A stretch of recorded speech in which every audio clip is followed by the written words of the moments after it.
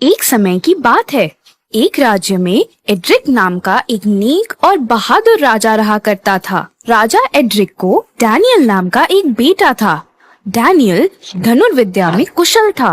शिकार करना तो उसे बहुत पसंद था। वो अक्सर अपने दोस्तों के साथ शिकार करने जंगल में जाता था। ऐसे ही एक दिन डैनियल अपने कुछ दोस्तों के साथ शिकार पर गया, लेकिन अचानक जोर की बारिश होने लगी, बादल गरजने लगे। इसीलिए डैनियल और उसके दोस्त बारिश से बचने के लिए अलग अलग दिशाओं में भागने लगे और इसी भागा दौड़ी में डैनियल अपने दोस्तों से अलग हो गया और धीरे धीरे अंधेरा हो जाता है और राजकुमार एक पेड़ के नीचे सो जाता है। अगले दिन सुबह चारों तरफ हरियाली छाई हुई थी। प्रकृति का ये सुंदर रूप देखकर डैनियल अब भूख प्यास भूल गया था। थोड़ी दूरी तय करने के बाद उसे एक घर दिखाई देती है। डैनियल उस घर के पास जाता है, पर अंदर उसे कोई नहीं दिखता।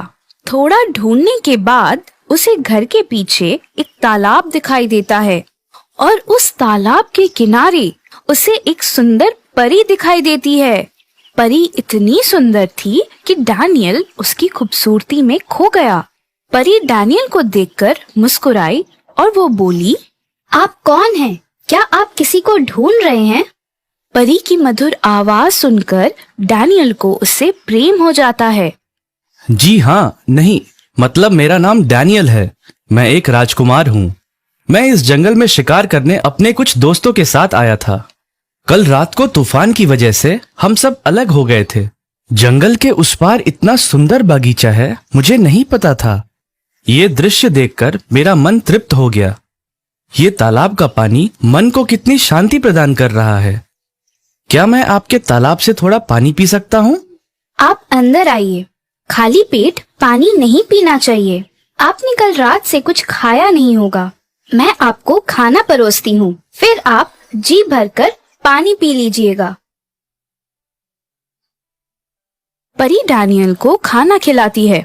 डैनियल को खाना बहुत पसंद आता है। हर दिन महल का खाना खा खा कर डैनियल अब ऊब चुका था। वो परी से पूछता है, तुम परी होकर एक छोटे से घर में रहती हो, ऐसा क्यों? तुम्हारा नाम क्या है? क्या तुम घर में अकेले रहती हो? मेरा नाम फ्लोरा है। मैं अकेले ही रहती हूँ। मुझे मेरे रानी परी ने श्राप दिया है। मैंने तभी खाना बनाना सीखा। क्या आपको खाना पसंद आया? तुम्हारे हाथ का खाना मुझे बहुत पसंद आया। मैं आज रात यहीं रुकना चाहूंगा, अगर तुम अनुमति दो तो। आप राजकुमार हैं। अगर आप मेरे इस छोटे से घर में रहें तो मुझे खुशी ही होगी। फ्लोरा ने उस रात दोनों के लिए खाना बनाया और दोनों ने उसे बड़े आराम से खाया। अगली सुबह डैनियल फ्लोरा से पूछता है, आखिर तुम्हें रानी परी ने श्राप क्यों दिया? 2 महीने पहले की बात है। मैं मेरे दोस्तों के साथ बगीचे में खेल रही थी। उसी समय वहाँ रानी परी आई। मैं उन्हें पहचानती नहीं थी। मुझे लगा कोई हमारे बगीचे में चोरी छिपे घुस आया है, इसीलिए मैंने उनसे बड़े क्रूर तरीके से बात की।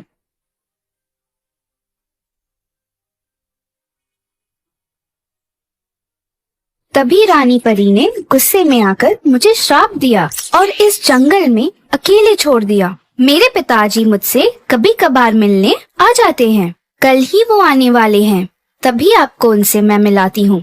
तब तक आप रात को यहीं आराम कीजिए। अगले दिन फ्लोरा के पिताजी आते हैं। फ्लोरा डैनियल को उनसे मिलवाती है।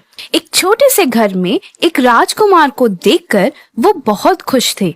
वो फ्लोरा से कहते हैं, बेटा, आज राजकुमार के लिए कुछ खास पकवान बनाना। नहीं, उसकी कोई जरूरत नहीं। मुझे आपकी बेटी के हाथों का सादा खाना ही बहुत पसंद है। उस दिन तीनों मिलकर बात करते हैं। फिर डैनियल फ्लोरा के पिताजी से कहता है, पिताजी, मुझे फ्लोरा से शादी करनी है।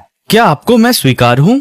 फ्लोरा के पिताजी कुछ पल के लिए शांत हो जाते हैं और वो कहते हैं, आप राजकुमार और हम परी साम्राज्य के। तुम्हारे पिताजी इस बात के लिए कभी राजी नहीं होंगे। आप उसकी चिंता मत कीजिए। मैंने अपना मन बना लिया है। मैं फ्लोरा से ही शादी करूंगा। थोड़ी देर बाद फ्लोरा के पिताजी ने उसे ये बात बताई कि फ्लोरा भी डैनियल से प्रेम करने लगी थी। तभी डैनियल वहाँ आता है। तुम्हारे पिताजी ने तो मुझे मंजूरी दे दी है, बस तुम्हारे मन में क्या है वो मुझे जानना है। फ्लोरा भी अपनी मंजूरी दे देती है। वो डैनियल से कहती है, लेकिन मेरी एक शर्त है। मेरा श्राप 2 साल तक मुझे इस जंगल से बाहर जाने नहीं देगा।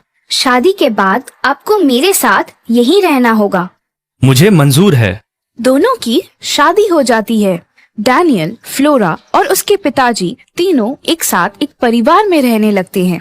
देखते देखते उनकी शादी को 2 महीने बीत चुके थे। एक दिन जब डैनियल और फ्लोरा तालाब के किनारे अपना वक्त गुजार रहे थे, तभी उनके घर के पास उन्हें 3-4 सैनिक दिखाई दिए। डैनियल ने देखा कि राज्य के सेनापति और प्रधान जी आए हुए थे। प्रधान जी ने डैनियल से कहा, राजकुमार, 2 महीने से राजा रानी आपकी प्रतीक्षा कर रहे हैं। रानी की तबीयत खराब होती जा रही है।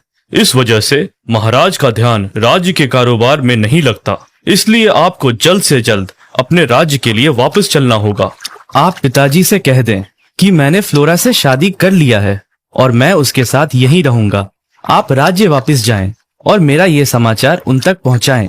प्रधान जी के बार बार विनती करने पर भी डैनियल उनके साथ राज्य वापस जाने को तैयार नहीं हुआ, पर अपनी माँ की खबर सुनकर वो उनके साथ अपने राज्य लौटने को मान जाता है। फ्लोरा श्राप के कारण डैनियल के साथ उनके राज्य नहीं जा सकती थी, इसीलिए डैनियल ने अपनी हाथ की अंगूठी निकालकर फ्लोरा को अपनी निशानी के तौर पर दे दी और राजकुमार अपने राज्य के लिए निकल पड़ा। 2 महीने बाद राजकुमार के लौटने की वजह से सारी प्रजा खुश थी। पूरे राज्य में त्योहार जैसा माहौल था। राजा रानी को अपने बेटे पे भरोसा था। डैनियल अपने माता पिता की अनुमति के बिना कभी शादी नहीं करेगा। जब डैनियल ने उन्हें फ्लोरा के बारे में बताया तो उन्हें इस बात पर विश्वास ही नहीं हुआ।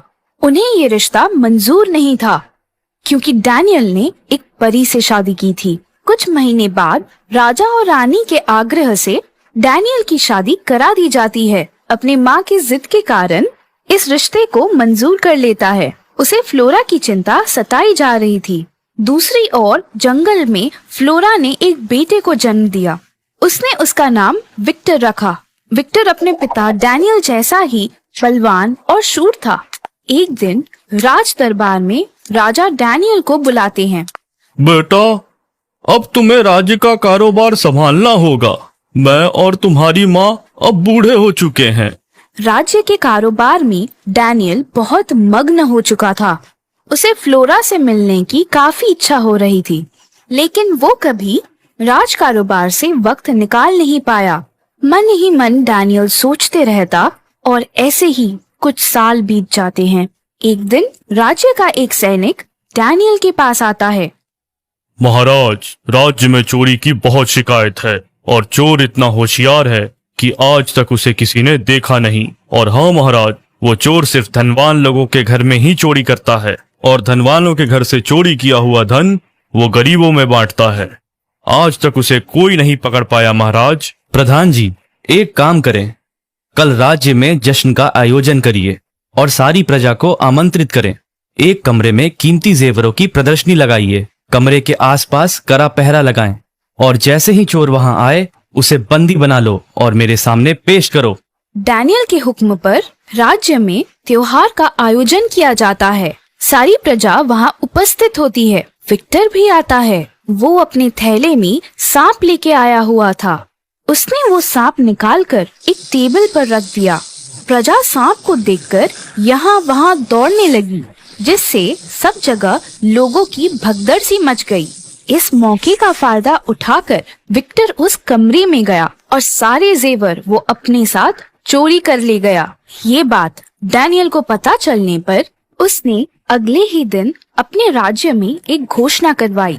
राज्य में होने वाली चोरी के लिए जिम्मेदार व्यक्ति स्वयं दरबार में हाजिर हो। उसकी होशियारी के लिए उसे इनाम दिया जाएगा। राज्य की ओर से उसे कोई कारावास की सजा नहीं सुनाई दी जाएगी। विक्टर जानता था कि राजा डैनियल अपने वचन के पक्के हैं। दूसरे दिन विक्टर राजा के सामने अपना गुनाह कबूल कर लेता है। डैनियल को उसकी सच्चाई बहुत भा गई। चोर का व्यक्तित्व देखकर राजा डैनियल को विश्वास ही नहीं हुआ कि ये एक चोर है। वो उससे कहता है, तुम चोर होकर भी चुराया हुआ धन खुद इस्तेमाल न करते हुए गरीबों में बांट देते हो। तुम्हारा ये तरीका मुझे बहुत पसंद आया। मैं ये चाहता हूँ कि तुम मेरी बेटी से शादी कर लो। डैनियल के ऐसा कहते ही दरबार के बाहर से एक आवाज आती है। ये संभव नहीं महाराज। दरबार में परी भी उपस्थित थी। मेरे हाथ की ये अंगूठी को देखिए महाराज, आप समझ जाएंगे ये हमारा बेटा विक्टर है। तुम जंगल से बाहर कैसे आई और तुम्हारा श्राप? मैं उस श्राप से मुक्त हो चुकी हूँ। अब मैं आपके साथ इस राज्य में रह सकती हूँ। राजा डैनियल को ये बात सुनते ही बहुत खुशी हुई। उन्होंने भरी सभा के सामने फ्लोरा से माफी मांगी और वो अपनी प्रजा के सामने फ्लोरा को बड़ी रानी के रूप में स्वीकार किया और विक्टर को राज सिंहासन पर बिठाया गया और सारी प्रजा ने अपने नए राजकुमार और बड़ी रानी को मान सम्मान दिया।